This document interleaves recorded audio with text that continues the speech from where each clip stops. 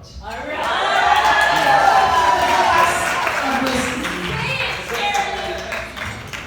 Then I can think of something better. Setting my eyes upon a fine-looking young lad wearing a kilt, holding a glass of whiskey, and then handing that glass of whiskey to me. You're dismissed.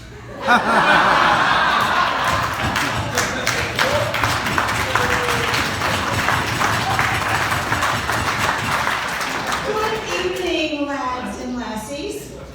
I would like to thank our chief, Sue Ann McDivitt, the board of the New York Caledonian Club, for once again honoring me to be allowed to give the response from the lassies.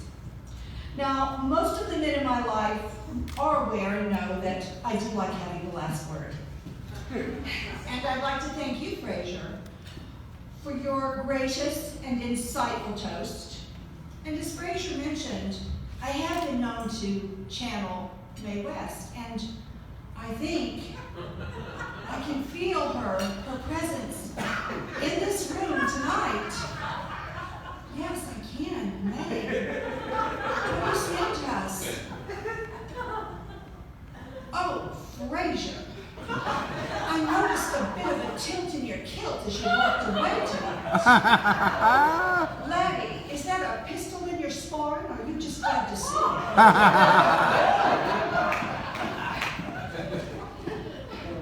Now, sharing the stage with a younger man, it reminds me of something one of my boyfriends said as we were at the end of the relationship.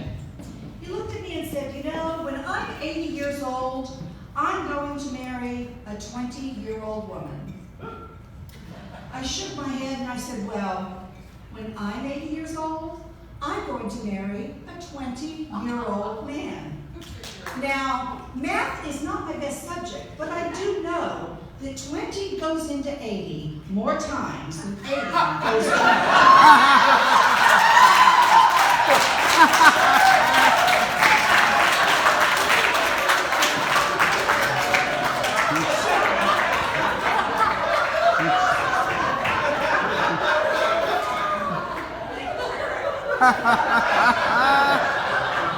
Here we are tonight, honoring Robbie Burns in the era of Me Too. Yes, the poet Burns did love the ladies, many ladies. And to be honest, he did not always treat them so well. Take my word for it. Do not Google Robert Burns Me Too. There's quite a controversy going on in Scotland right now. I found one suggestion that said if she could, Mary might reach her hand up from the grave and scratch Me Too on her tombstone. But the poet Burns did write beautiful words about us, lassies, and he encouraged other men to treat us well. So I have to believe that in his heart, he did feel good things about us, and his heart was in the right place, in spite of where he might have put his other organs.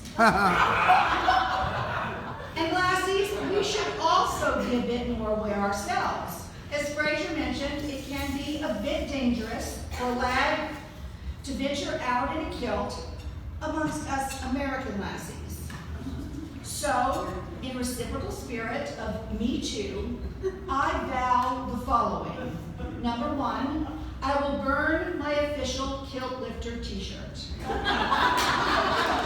Number two, I will turn my kilt lifter into my local police precinct to be destroyed. And number three, I take a vow against all non-consensual kilt lifting, blue ribbons, and lipstick.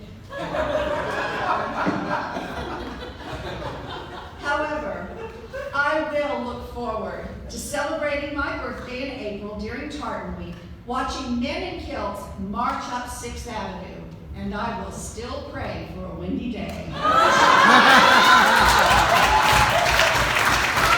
Now,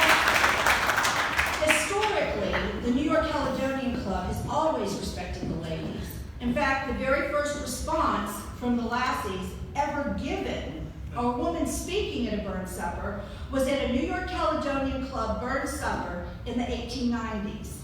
And our current chief and our previous chief is a lass.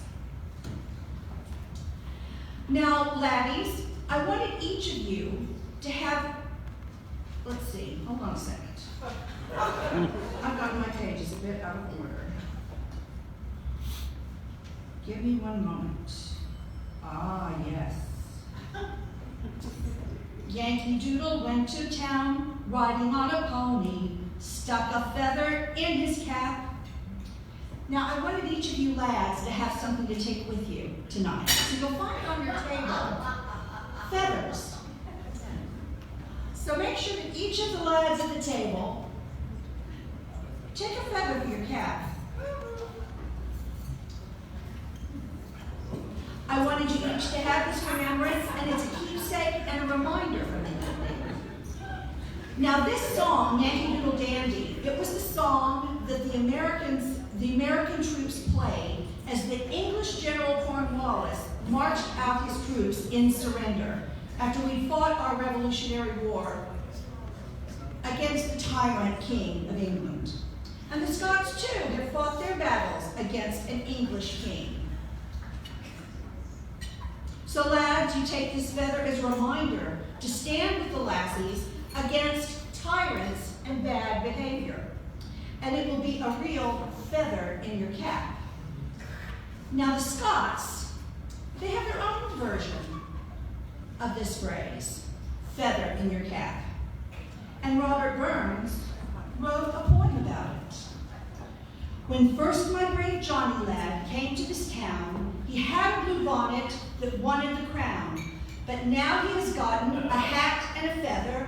Hey, brave Johnny lad, cock up your beaver, cock up your beaver and cock it for scrush. We'll over the border and give it a brush. There's somebody there who'll teach better behavior. Hey, brave Johnny lad, cock up your beaver, cock up your beaver and cock it for scrush. We'll over the border and give him the brush. There's somebody there will teach better behavior. Hey, brave Johnny lad, cock up your beaver.